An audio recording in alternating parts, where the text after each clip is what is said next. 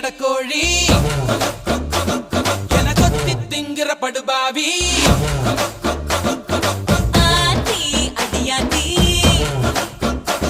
என சுத்த வைக்கிற சுதியத்தி அறகுற வயசுல மயக்கிற சயசுல கருமென இனிக்கிற எருமனி அழைக்கிற உனக்குள்ள என்ன வச்சு உண்டியல குலுக்கிற பரபரப்பா இருக்கு சிலனோட சிரிப்புல சிறையில அடக்கிற தின தின மனசுல கலவர நடத்துற முடி முதல் அடிவரை தினசா மிரட்டுற கிழக்கிழப்பா இருக்கு